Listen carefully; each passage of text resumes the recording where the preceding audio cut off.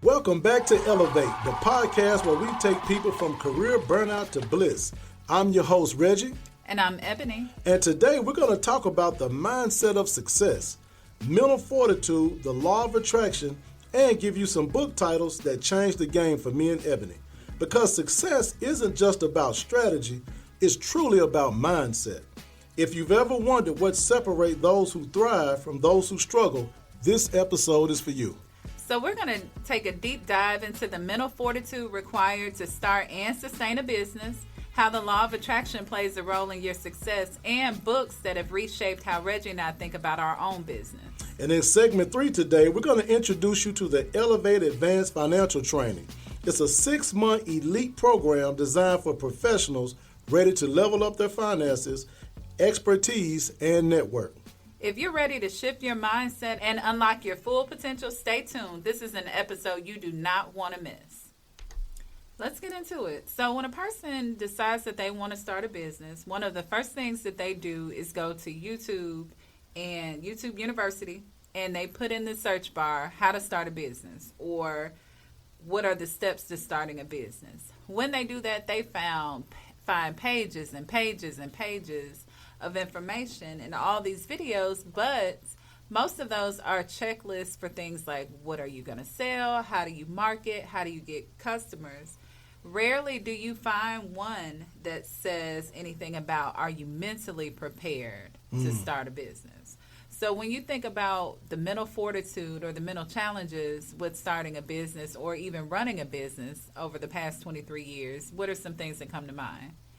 Well, when I think about the mental fortitude for entrepreneurs to have, let me take a step back first and say that I'm speaking to a particular type, or I'm thinking about rather a particular entrepreneur, because there's actually levels to entrepreneurship. Mm-hmm. The first level that I have identified is the entrepreneur that is going to start a business that they're going to run in conjunction with maintaining a job. Okay. The second one is the entrepreneur that starts a business that primarily feeds him or herself. Okay. And the third one is the one that starts a business that has to feed other people in the form of employees as well as themselves. Okay. All right. So the entrepreneur that I'm thinking about today is the one that's working their business full time, so either 2 or 3. Mm-hmm. And that's how they eat. There's no safety net. There's no job. It's just them, the bills, and the business. So that's the entrepreneur that that's the mindset that I want to talk about, at least for today. Yeah, at least for my segment. And let me be 100% clear. There's absolutely nothing wrong. Matter of fact, we encourage it.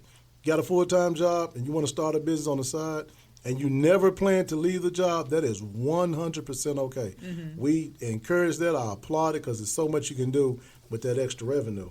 But again, we're talking about this is for you all out there that maybe you've already launched into that deep end of the pool or you're considering it. So let's talk about the mindset that you have to have. So I'll answer your question, Ebony, this way. This is the simplest way I can put it.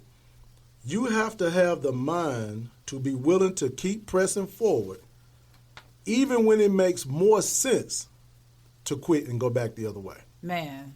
Say that again. I'll say it again. To make it as an entrepreneur, listen to what I'm saying, especially if this is all you got.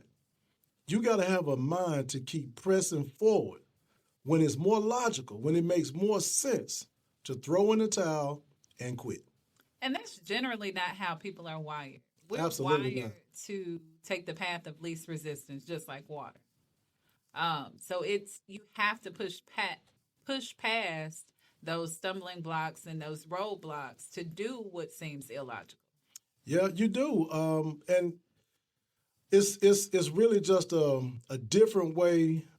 Well, and you start, we'll get into how you start, how you do that, but I'm just telling you that's where your thinking has to get to, because if not, there are going to be plenty of reasons. And I want to be clear, these reasons make sense. Mm-hmm. So we're not talking about illogical reasons. We're talking about, look, man, I'm looking at the X's note. It ain't working for you. Right. So even when you get to the point you know it's not working for you, do you have the fortitude to still keep pressing? That's the mental attitude you're looking for. Man, That's powerful. I recently saw a quote that said, "Toughness is when you find fuel in an empty tank." Find fuel in the empty tank. Mm-hmm. Okay, well, let's talk about that a little bit. Okay. So, for the entrepreneur that's listening, or the budding entrepreneur, describe for us in your words, what is an empty tank in the world of business? It has different meanings. One example of an empty tank may be you have absolutely no idea how to get clients and customers, and you've done everything you could possibly think of. Taken all of the advice, but you still have a business and no customers or clients. How do you find fuel, or how do you find customers like that? Yeah. One of the empty tanks that I think about is, are you willing to eat last? And what I mean by that is, especially if your business supports employees, when payroll is coming up, and I'm gonna tell you something now. And when I say this, guys, listen to me. If you, as the business owner, aren't willing to take your paycheck last, then you're not ready to have employees. That's true. Because the employees did not sign up to take on the risk of not getting paid. Correct. Only the business owner did that. And if you're not willing to pay them first, then you don't need to be in business. But when payroll is staring you in the face, office rent staring you in the face, building, whatever it may be, and it's not there at that particular moment in time, that's an empty tank. And people need to realize when they decide to make this move to start their own business, that there is not some corporation bankrolling your business. No. So everything, if you end up wasting a ream of paper, that's money that came out of your pocket. There is no one else providing the supplies. There was no one else that can make a deposit in the account if it's short. It's you, your business, and your bank account. Yep, and if you think, and I'll tell you this too, when you bring up something about the ream of supplies, you can fuss till you blue in the face, but no one at your business is going to care more about their wasted ream of paper than you will. I can promise you that. It's just not going to happen. All right, so when we look at, we're talking about mindset. Obviously, we're steering the ship towards resilience and overcoming failures and setbacks, because that's you don't really need a mental tough mind when things are going well. Right. I mean, that's It's easy. Yeah, you roller skating downhill, so you don't need a whole lot of help there. But when you think about overcoming failures, setbacks, where does your mind go when you think about that, Ebony? So one of the things I think about is that having resilience is being able to bounce back when something difficult comes your way. The quicker you bounce back, the sooner you will be successful.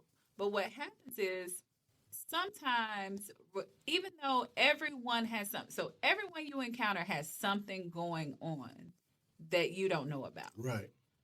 But what happens is somebody will experience a setback and they mistakenly think they're the only person going through something. So they sit in it. You're not the only one. It may be different. It may be something over here, and then Sarah, it may be something else, but everybody is going through something. So you have to deal with it. Have a moment to have your pity party if you need to, and get back at it. Right. But people sit in it when they mistakenly think this is a unique situation, and it's not. That's exactly right. It's not. You got to bounce back. You got to bounce back, and the quicker you do it, the better. One of the things I think about, too, and I don't really know how much this falls under failure and setback, but it just came to me, so I'm going to share it. Another part of the mental toughness you got to have to be in business is when you talk about sacrifices. A lot of times we're thinking about money. We're thinking about Most of the time we think about money. Most of the time we think about money. Some of the times we consider some time that we have to sacrifice. But I'm going to go a step further. If you're not willing to miss every event your child is going to be, if you know I'm not missing a performance, I'm not missing a ball game, I'm not missing anything, then I'm going to tell you, you may not be 100% ready to give birth to a business. Because I'm going to tell you this about a business. A business requires nurturing just like a child does. It does. And just to be clear, you're not saying you have to miss every event. No, I'm not saying that. There are going to be some things that you miss. There's going to be some things that you probably should miss because the business needs that attention.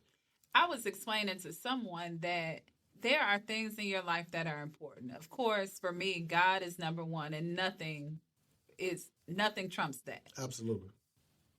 Underneath God, and these aren't in any particular order, there's family, like specifically my husband, family in total, my husband, my kids, my mom, my friends. Vacations are important to me. Church is important to me. There are all the work is important to me. So there are all these things, but the priorities shift depending on what's going on at the time and what the needs are. Right. So sometimes, depending on the need, work does come before kids. During tax season, I'm not home as much in the evenings to cook dinner. So in that particular instance, they may want me home, but work is before them for that time period. But there may be another time period where work is husband kids work or kids husband work so you got to be willing to shift those other priorities as needed. Absolutely. So when you talk about shifting things and being able to prioritize, patience really comes into play.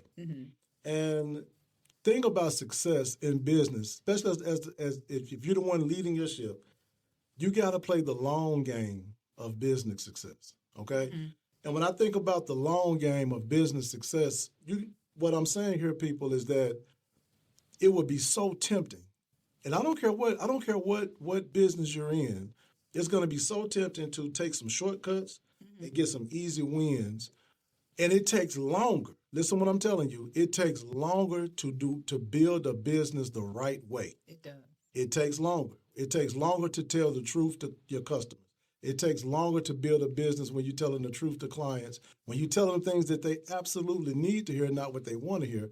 It's going to take you a longer route. And you're going to look and see a competitor or a perceived competitor that's not doing it the right way, and it's going to look like they're progressing faster than you. You should tell them about the story with the client. I can't remember where, but about an hour from here. Oh, yeah. So this is like maybe 20 years ago. That's about 20 years ago. There was a potential client that I was speaking with, and this is when I was with my very first company.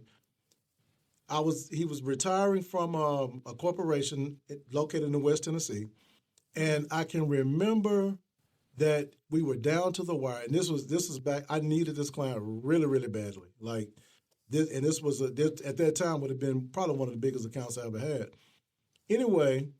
It came down to it, and he said, man, I tell you, I like you. I like what you're telling me, but I've been talking to another gentleman that guarantees I can get 12% a year. He said, if you can just guarantee me that, I'll go with you. And I told him, I said, man, not only can I not guarantee you that, he can't either. I said, but what I can do, I'm going to do the best, yada, yada. I was laying it out, but I said, I will not tell you that I can guarantee you this 12%. Right. That's integrity. I needed that case. Like it wasn't just what I wanted. I needed. Especially when you know that the other guy couldn't. Yeah, I know he couldn't deliver. Do it. Right, but again, I told him the truth. He did not go with me, and it took me longer to build what I built. But I don't know who he went with. I don't know how they turned out. Haven't talked to the guy since. But I was not willing, even when I was, just starting out, just building stuff, I was not willing to take that shortcut because I got to be able to sleep at night. And another sub lesson in that is that you're not always going to win. Exactly. So in life, they tell you, well, if you just do the right thing, you win. You win ultimately. Right. But you don't always win those smaller in-between battles. That's absolutely right. You got to be able, because what you got to do, you got to put here's one thing, people. As you're playing the long game of success, remember, it's more important relationships over profits. Build relationships. The profits are going to come. I promise you, the profits are going, and you got to sustain. Obviously, you got to make ends meet. Build meaningful relationships, and I'm telling you, the profits will follow. So, Ebony, tell me about, just rack your brain for a second. Give us a personal story of a time where you had to, when you think about the mental fortitude it took us to build P3, just one quick story that comes to your mind? One quick story. And this is I guess it's our story, but the Chicago client. Oh, okay. Yeah. You want to tell them more about that? Yeah. Well, the Chicago client that didn't happen. Well, potential client. Yeah. So, again, man, this is probably like 2007. We had just gotten married, actually. So it was 2007. Yeah, I remember. It was 2007. So there was a client I was talking to out of Chicago. This particular client, actually, I should say potential client, I'd never met her. She was referred to me. And I remember where she was working. She's working at a prominent bank. And she told me, everything she wanted to do and this and that. And guys, I got to tell you, this would undoubtedly been the largest account I've had. I started working with her January of that year. She was not retiring until September, so follow me here. So January, we're talking, I'm showing her this, showing her that. I think it was June or July. We went to July. We went up to Chicago. Now, let me set the stage a little bit. So we have literally just gotten married at the end of June. Yeah. So this is we did our honeymoon. We're starting this family together. We're starting this life together. And he knows, because he's been working with this client since January, this is going to be a great start to our new life. Oh, yeah. I mean, this one client could have earned me more income than I made the previous year. Mm-hmm. So we get up to Chicago, meet with her, take her to a restaurant. She invited her sister. I wasn't planning on that, so they ate into my very, very shoestring budget. I'm like, dang. So I think I may have eaten salad. But anyway, meet with her there. Meeting goes well. We come back to Memphis. And now fast forward the clock. We had September. I remember I was headed to the office today. My laptop at the house dinged me. Something said, don't look at that computer. Mm-hmm. I looked at it anyway. There's an email from her stating, hey, I decided to go a different route. Y'all, that day, and I went to and I ended up going to the office where I, screwed up another meeting as well. And we'll talk about that, but that story in itself is worth more time. So we'll do a part 2 to that story. It is. But y'all, what I would tell you is that day, I threw the towel in on this business. Mm-hmm. I was so distraught after 9 months of work, coming up with nothing. I knew I had to find something else to do. And I remember driving around, 240. For those that don't live in Memphis, 240 is the loop around the city. Well, now it's inside the city, but I drove around and around 240 trying to figure out something else to do. Probably did about three circles, and I landed back where I started. Had to get out of that pity party and put my big boy shorts on and keep it pushing. So guys, stay with us. We're going to be right back. We're going to talk about the law of attraction and some other things we did to build mental fortitude. Stay with us. It's time to elevate.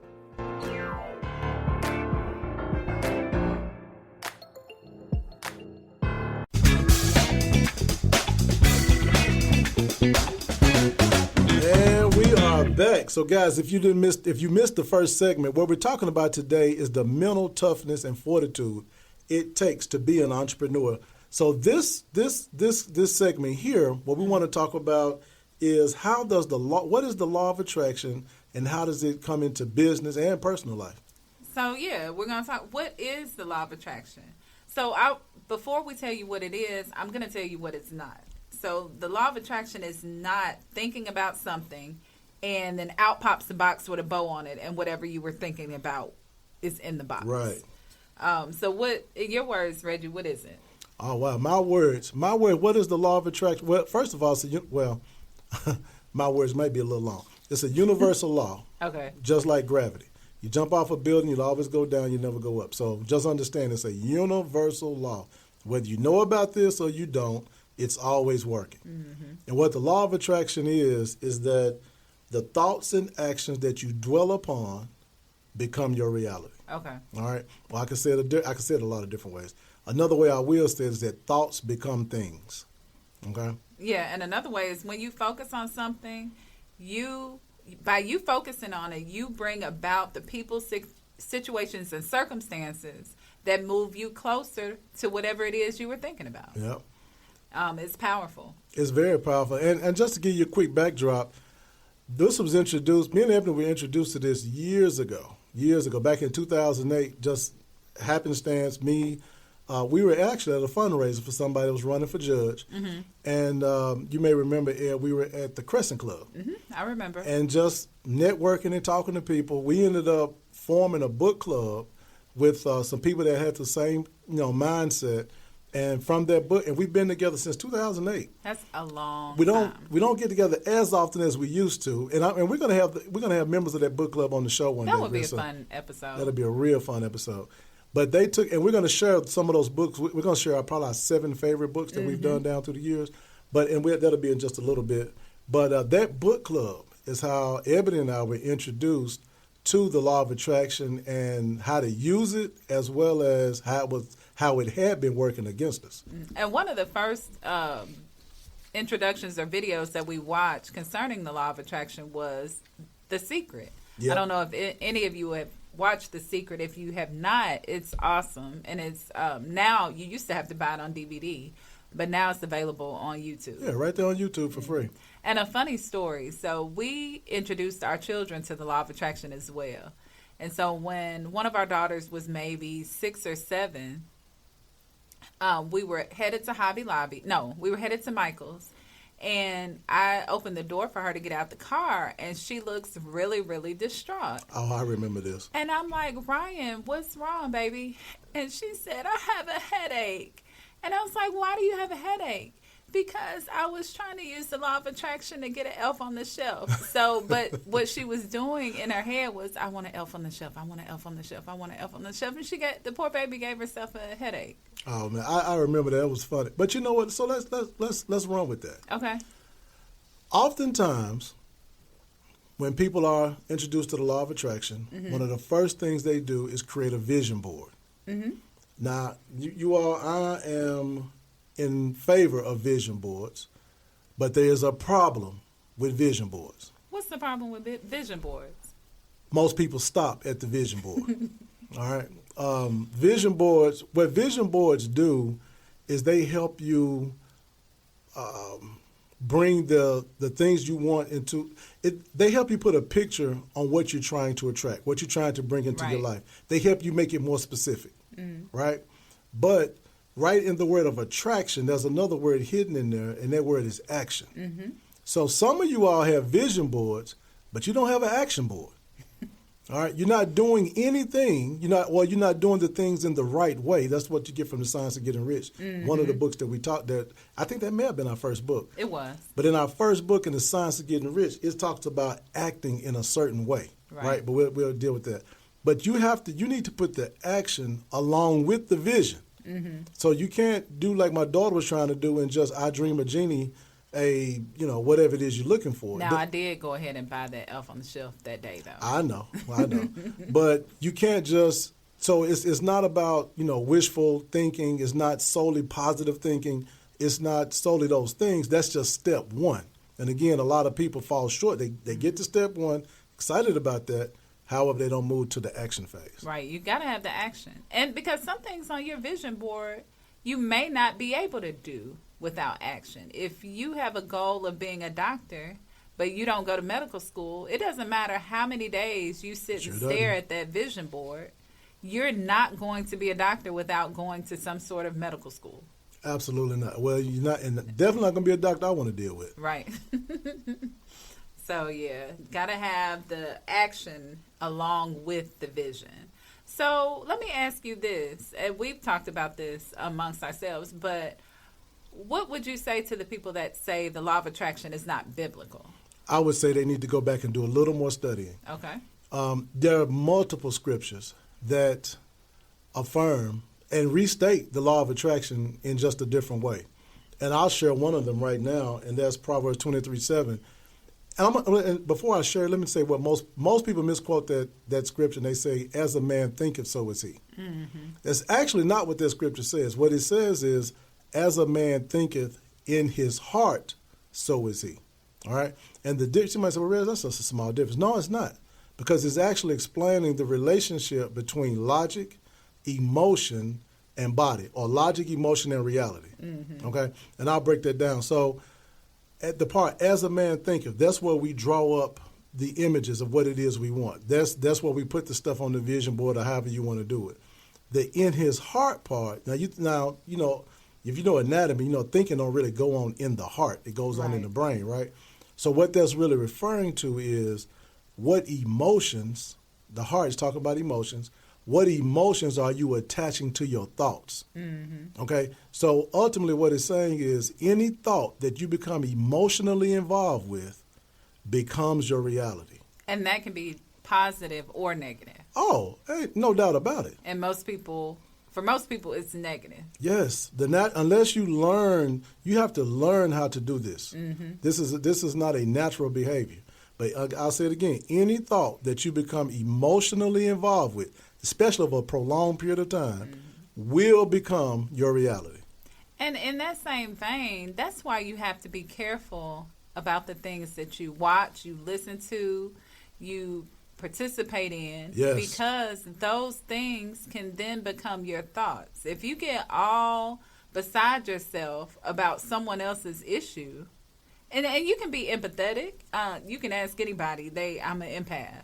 You can be empathetic, but when you get emotionally involved into something going on with someone else, especially something that you can't help them fix, you really got to watch it, because that's affecting your mind and your emotions, and therefore you may be bringing it to yourself. I'll take it a step further. That even goes to the stuff we consume via television, movies and things like that.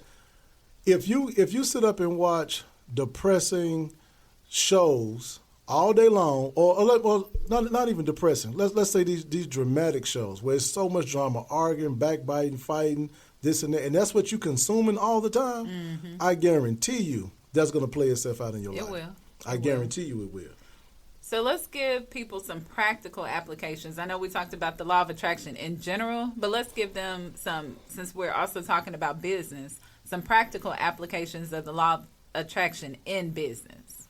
Well, one of the things, there's not a business known to man that exists without sales. Mm-hmm. I don't care if it's you in the medical field, somebody better sell those services or you're going to be out of business. So when you think about sales is what makes every business move.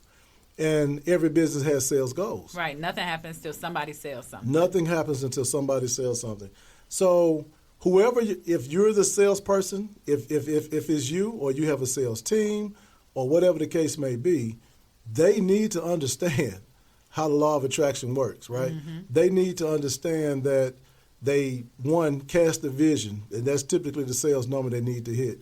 Then they need the action behind, okay, so what action do I need to do continually to bring that goal into fruition? So that's that's just one way you use the law of attraction in business. And again, you cannot become overindulged in just the story I just gave in the first segment about when I did not get the Chicago client.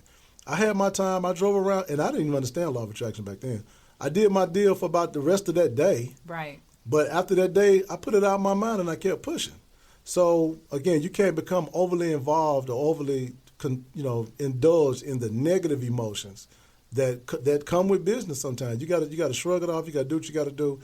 Jump right back into the positive emotions, the positive actions to bring about the positive results. Definitely, that's good stuff. Another way is when you are sitting down to determine what type of client or customer that you want. Yes. Now that's big. Because most of the time, especially when you're new, you're just taking what you get. Right. So talk about that. When you determine the kind of client or customer, the type of client or customer that you want. So when you have a business, one of the benefits of it is you get to decide who you want to work with. Right. So you can craft, almost like you were creating a character or avatar, what you want your ideal client to look like. Mm-hmm. That is using the law of attraction. You can give them a name. We've done exercises like that here. Give them a name. Are they married? Are they single? Do they have kids? What do they do for a living? How old are they? And then that helps determine how you market. Right. Because it's not, if you really want to be successful in business, you can't have this free-for-all attitude. Like, it's not salvation. Like, whoever so will, let them come. Like, you need to be more specific because you need to get a good return on your investment, on your money and your time. Yeah. And that happens by crafting out what you want your ideal client and customer to look like and using the law of attraction and putting the action behind it to go after those specific people. That makes a lot of sense. And like Ebony mentioned, that's exactly what we do. My ideal clients in different segments of the practice, we give them names. We got a Susie, we got a James, and people know what I'm talking about because we've had these discussions before. Mm-hmm. So it, again, very, very important stuff. So Ebony, where does adaptability come into play when we're talking about the law of attraction? Talk to us about that. Good question. So when we set out to do our vision/action boards, we have in our mind what we want to happen, right? Mm-hmm. What if what we want doesn't happen? Okay. Or hasn't happened, or we don't even see a path to it happening. In business, you have to be flexible and you have to be adaptable because when you did that vision board, it was based on the information you had at that time. Okay. Information changes, business practices change, methods change. That doesn't mean that your vision should change, but the way you get to the vision can change. So you can't be so caught up in one thing and doing something one way that you don't even consider other methods. Right. And that can be, for example, divesting of a product or service. So you used to offer this product or service, but you look up and you realize it's no longer profitable. It's okay to say, you know what, I don't want to offer that anymore. Right. Let me switch to something else. It may be your marketing plan. You've been hitting the same marketing plan, and it's just not giving you the return that you thought. Let's shift it to something different. That's right. And still move toward the same goal. It's like if you are driving from Memphis to California and you hit a detour, you're still going to California. That's the vision. But you may have to go a different route. Right.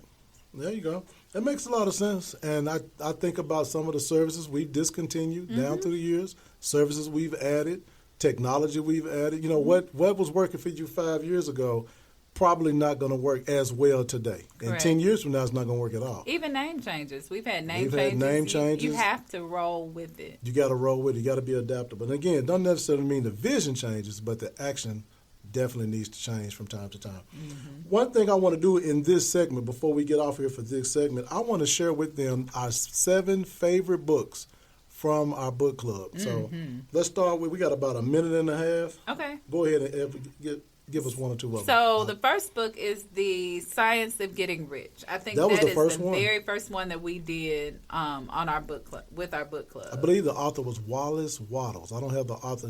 That is, yes. And you can it's in the public domain. You can just Google that one. Mm-hmm. Another one, The 11 Forgotten Laws. That was... I can't think of the guy's name. He's recently deceased now. But anyway, just look up 11 Forgotten Laws. He was on The Secret. Anyway. I can't think of his name, but yeah. The Law of Success. That was now I'm going to tell you, The Law of Success was probably one of those, it was a really watershed moment type of book. It's actually the unabridged version of Think and Grow Rich. So it's without going too deep into it, especially with the time we got, it's the original. It's the original Think and Grow Rich before they dumbed it down to what you know as Think and Grow Rich. Which is actually really hard to find right now. It is. Another one is The 4 Agreements. The 4 Agreements. I recommend that every person reads The 4 Agreements. The E-Myth, Built to Sell, and The Go-Giver. Guys, those are great lists. We got to get out the way, come back. Be sure to stay with us for this last segment. It's time to elevate.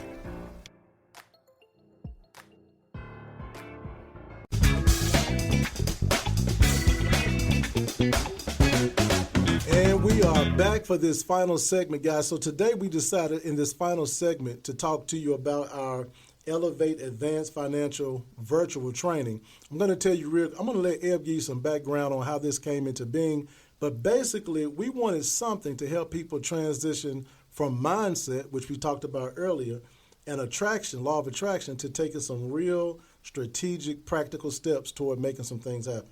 give them the background on how this whole thing came about. Okay, so a few years ago, Reggie and I were driving in the car coming back from a trip, and we were talking, which that's the time that we do some of our best thinking and come up with the best ideas. Absolutely love road trips.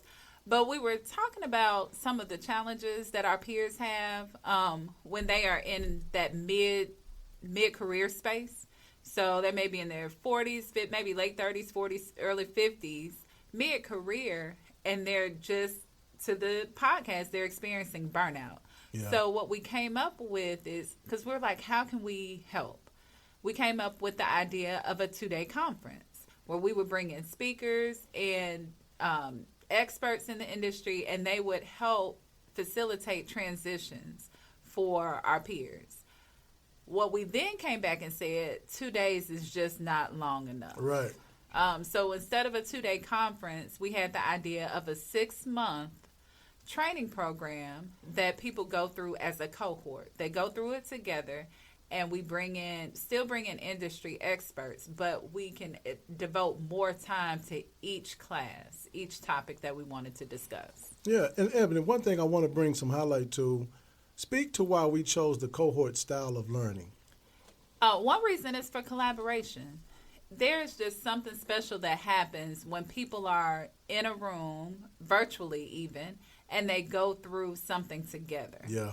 So we wanted the same people week in and week out to be learning information together and go through the program together in hopes that they will collaborate. And that could be... collaboration from as simple as encouraging each other, bouncing ideas off each other, to possibly even doing business together. Mm-hmm. Motivate each other, share ideas. So it may be something that one cohort member was thinking of and another cohort member has already tried. That's exactly right. And they can discuss it. That's exactly right. So, and like Ed mentioned, it's a 6-month program. All the classes are virtual with the exception of the graduation. That's the only one that we do in person. And it's a big celebration. It's a lot of fun. We go out to eat, and we just make it we make it a really big thing because you've really gone through it. Mm-hmm. Like, this is not, one of those kind of, walk in the park type of things. And I will say this, guys, it's actually advanced financial training. Right. And we're not talking about, some boring, I don't want to say accounting stuff because my wife's an accountant. But it's not that. But we're talking about, you really get down into some nuts and bolts stuff. So when you finish it, when you graduate from this, I mean, hey, you really got some real knowledge that you can use. It's 12 courses long. Like, this is not a online course and you answer a couple of questions and you get a certificate. Like, this is the real deal. Right, and the reason you see the word advanced there, matter of fact, let me go ahead and give them the website. Mm-hmm. The website is elevatenowtraining.com. Yes. elevatenowtraining.com. And the reason you see the word advanced there, because it's not, I tell you, it's not really a one-on-one type of thing. Mm-hmm. So the instructors, and we're going to talk about the instructors in just a second. Okay. But the instructors, I've already told them that people that we admit into the program already have a base level understanding of certain things, mm-hmm. right? And there's nothing wrong if you're not quite ready for some of these advanced concepts. That's okay. But this particular course is not like, what is a stock or what is rental property or something. No, because we coming with some stuff that we need you to be already be up to speed on before we can, really get to rolling. And giving you stuff from people who are trained in those topics. So this is stuff that you're not just going to be able to Google. Right. This is some really advanced financial topics. Yeah, so when we talk about, I want to speak to, before we go too heavy into the instructors, we talk about because, it's for busy professionals. Right. So we talk about the schedule. Typically, each class is about 2 weeks apart because it takes time to digest the information that you just had. Again, it's virtual. In the evening times, I think we start, I want to say 6 p.m. Mm-hmm. Central. And every session is recorded, and the recording is sent out just in case you couldn't make it. Mm-hmm. So, again, it helps people to stay on top of sometimes a little homework, not a lot, sometimes a little homework, and we always recap the upcoming session with what happened in the previous. just again to kind of help that information to sink and settle in. And the instructors, who we can talk about now, the instructors also make themselves available to be able to answer questions beyond the initial class that they taught. Right. All of our students and all of our instructors are part of our closed Facebook group. Right. So outside of class time, there's communication in the group. So if you have a question, a comment, just want to get some feedback, that's available to you as a student of this course. Absolutely. I remember when we were advertising for the very first, and we did the first cohort this past fall, and I remember one of the questions that came back over the open Facebook group was, what are the credentials of your instructor? That's a fair question. That's a fair question. What I shared with the person that asked is that each instructor that we selected and asked to be an instructor for Elevate, this is what they do for a living. Full time. So the person, or people rather, it's more than one, that teach real estate, training, how to start, how to buy and hold real estate, or how to flip real estate. This is what they do. They're not sharing with you something they heard about or read about. It's practical. It's not theory. Yeah, there you go. The person that teaches how to understand financial statements, like how can you build a business or start a business if you don't understand basic financial statements? This is what this person does.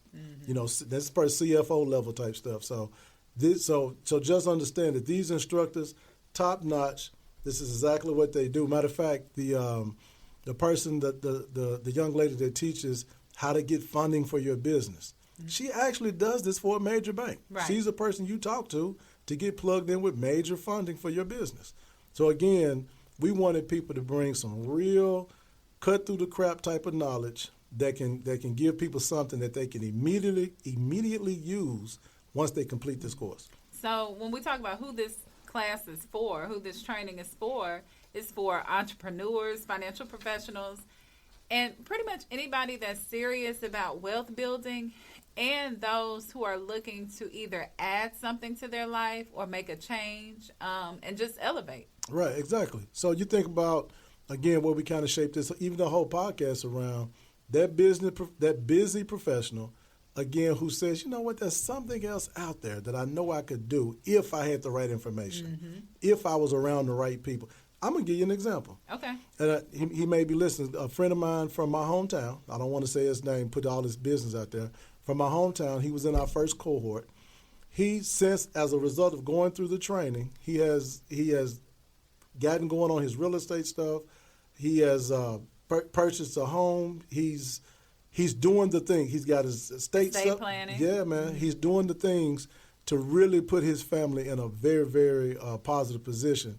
And I'm just so excited for, you know what, I just get excited to see his progress and the fact and the know that I played a small part in helping him take these leaps forward, man. It really does my heart good. Everything about this course is intentional. We even limit the class size. Yes. Because we want there to be an opportunity for you to ask the instructors questions, to be able to talk with the other students. So if the class was too large, then you lose that personal touch. Right. So we wanted to limit the class size and keep it really personal. And if you wonder what that class size is, we're keeping it to 20 people. We're not letting it go past 20 people in this next cohort that we're about to do. We think that's the optimal number to where we get some good collaboration, but again, not overwhelm the instructors and not overwhelm the students with too many people. Because sometimes people get in too large of a group, they shy to ask the questions they really want to know, and that's not the environment we're looking for. But just again, it's really fun. We even did a icebreaker of some sort. So whoever was available, and you could get together and just toward the beginning of the cohort, get to know each other. Yeah. So let's talk about cost. Okay. It's there's definitely a cost associated with the program. I'll talk about the cost, and you can tell them about the special. Okay. So the cost for the whole entire deal is $5,000, and I can tell you this: if you try to access this group of instructors and pay for just an hour of their time collectively, you're probably going to be out. I know, probably actually I know because I know each one of them personally, you're going to be out way more than just $5,000. Matter of fact, one of the courses, I do want to talk about this because we haven't gone into each course yet. We haven't. One of the courses is an interview with a very, very successful business owner. Mm-hmm. So you get to fire away for almost 2 hours, 90 minutes or so, any question that you want to ask this business owner, and they're just they're an open book. Mm-hmm. And you got to ask, if what is it worth to you to be able to sit down with a Bill Gates or with anybody that you know that's super successful and have walked the path that you're considering or that you're on? What is that worth? So that $5,000 in the grand scheme of the entire thing, it becomes very, very. It's a very good investment in yourself. That is so.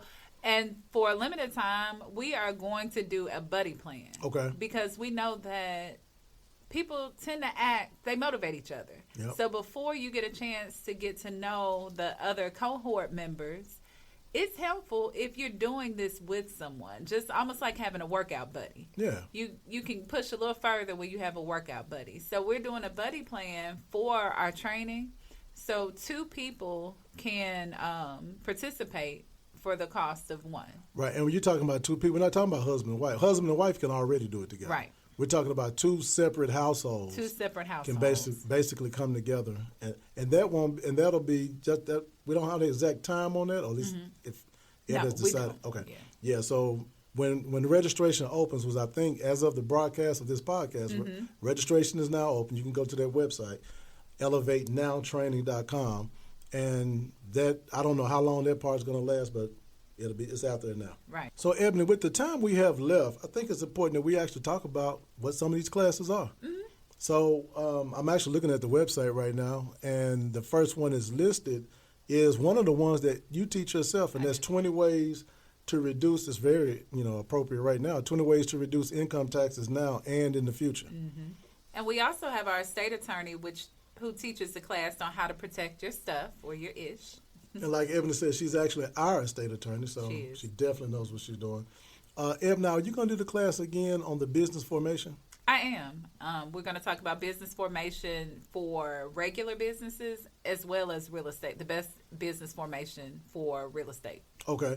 And I mentioned this earlier, but there's a separate course on how to acquire capital for your business. As you all know or may know, that is the biggest struggle of entrepreneurs, and that is, where do I get the money to get started and sustain myself until the business can do it for me? Mm-hmm. We already talked about the interview with a successful business owner.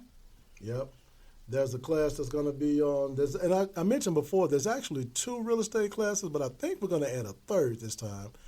And one is on buying and holding real estate. Mm-hmm. The other one is on flipping real estate. Mm-hmm. And I've spoken to the contractor. He's going to do a class on building new construction. Right. New construction real estate. Yeah, I'm really looking forward to that new construction real estate because we thought that was very, very, and that was one of the things that our former students asked about. Mm-hmm. Another class that we're adding this time that wasn't on the last cohort is bookkeeping basics for businesses. Okay. Giving people some practical information to make sure they're keeping everything on track. That makes sense. We also have learning to read financial statements like a CFO. That was a really good class. It really was. I got a lot out of that. And we had, of course, I taught a class on stocks, bonds, mutual funds, and ETFs, exchange-traded funds, and how to identify, some good investments. And then we rounded out with Reggie teaching another class on becoming your own bank. Yeah, and that was actually done at the graduation. Mm-hmm. Yep. So, y'all, very good courses, in-depth courses, as we mentioned before, in this program. And, as we start to wind down here, again, these things go by so fast. They do. Every week. As we wrap up, I want to talk about the importance of investing in yourself. We don't hesitate to invest in car maintenance and home maintenance, but a lot of times we neglect investing in ourselves. And courses and increasing your education is a great way to do that. One of the best investments you'll ever make, Ebony, is in yourself. Mm-hmm. And if you're not willing to invest in yourself, why should other people? That's true. So, again, guys, the where to find this training is at elevatenowtraining.com. Again, go out and visit the site. And as we wrap up, we're going to go ahead and let you know how to get in touch with us as we do. Our number here is 901-209-4015, 901-209-4015. You can find me on Facebook at Reginald Clark Money Jedi, and on TikTok and Instagram at THE Money Jedi. And I'm on all social media at Eb the Advisor, EBTHEADVISOR, Eb the Advisor. All right, guys. We look forward to joining you again next week. Remember, it's time to elevate. See you next week.